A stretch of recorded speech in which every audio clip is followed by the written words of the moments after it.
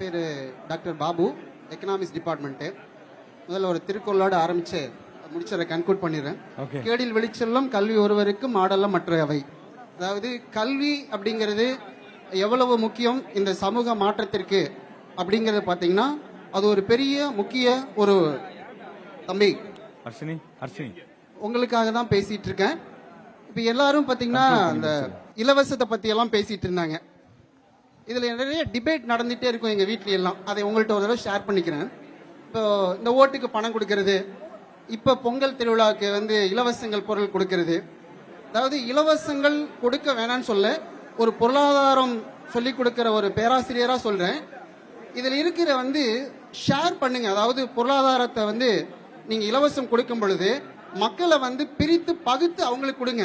யாருக்கு சேர வேண்டியமோ அவங்களுக்கு போய் சேர்ந்தா போதும்.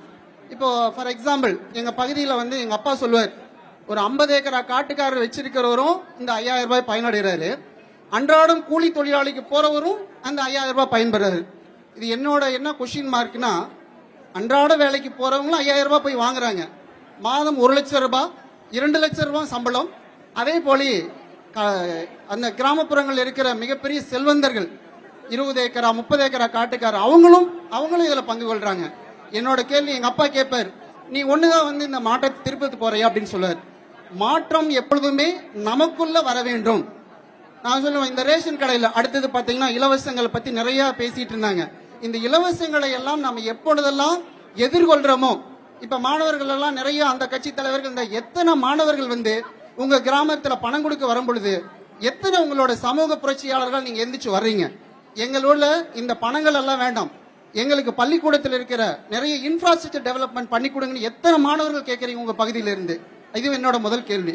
இரண்டாவது, இங்க இருக்கிற பேசிக் facilities, for example developed countries அப்படின்னு சொன்னா ஒன்னு எஜுகேஷன், தென் சானிடேஷன், இன்னொன்னு உங்களுக்கு ஹெல்த் ஆஸ்பெக்ட்ஸ் அப்படின்னு சொல்றாங்க.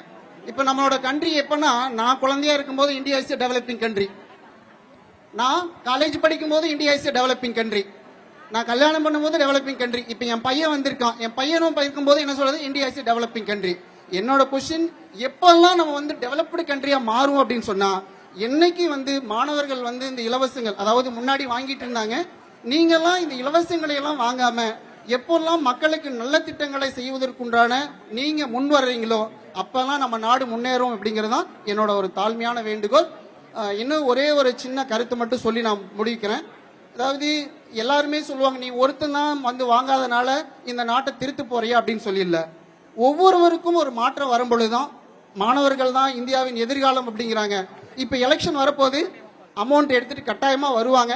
இந்த அமௌண்ட் எல்லாம் நீங்க என்ன பண்றீங்கன்னா வாங்கிட்டு பயனுள்ள ஒரு நலத்திட்டங்களை செய்வதற்குண்டான முக்கிய தூண்டுகோலா இருக்கணும் அப்படிங்கறதா என்னோட வேண்டுகோள். நன்றி.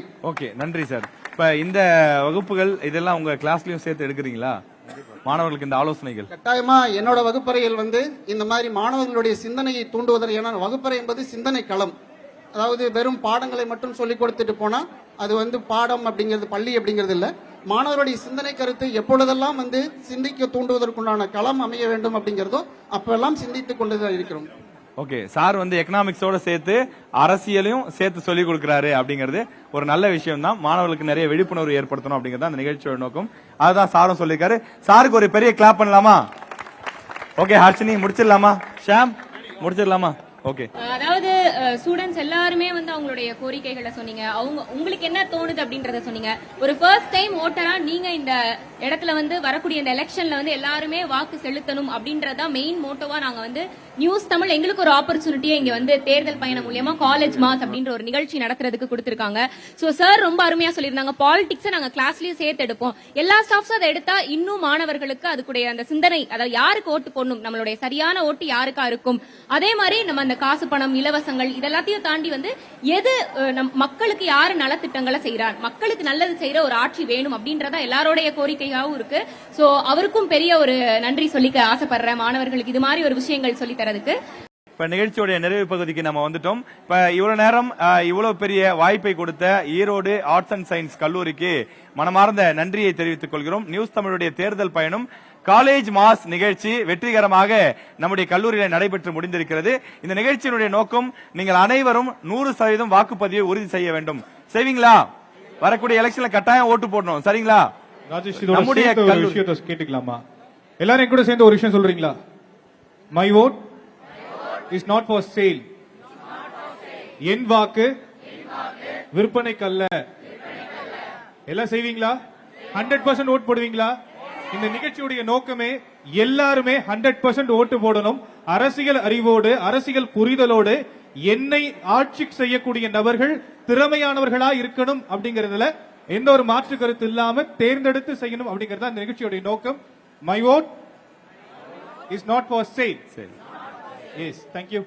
ஓகே, நம்முடைய ஈரோடு ஆர்ட்ஸ் அண்ட் சயின்ஸ் கல்லூரி தேர்தல் விழிப்புணர்வு சம்பந்தப்பட்ட விஷயங்களும் கிளப் ஆகி நிறைய விஷயங்கள் ஆக்டிவிட்டிஸ் எல்லாம் பண்ணிக்கிட்டு இருக்காங்க அப்படின்னு சொல்லி நாங்க தெரிஞ்சுக்கிறப்ப ரொம்ப சந்தோஷப்படுறோம். நியூஸ் தமிழுடைய தேர்தல் பயணம் காலேஜ் மாஸ் நிகழ்ச்சி இத்துடன் நிறைவு பெறுகிறது. இந்த நிகழ்ச்சியை வெற்றி நிகழ்ச்சியாக மாற்றுவதற்கு உறுதுணையாக நின்ற கல்லூரி நிர்வாகம், பேராசிரியர்கள், மாணவர்கள், மாணவிகள் உங்கள் அனைவருக்கும் எங்களுடைய குழுவின் சார்பில் மனமார்ந்த நன்றியை தெரிவித்துக் கொள்கிறோம். நன்றி, வணக்கம்.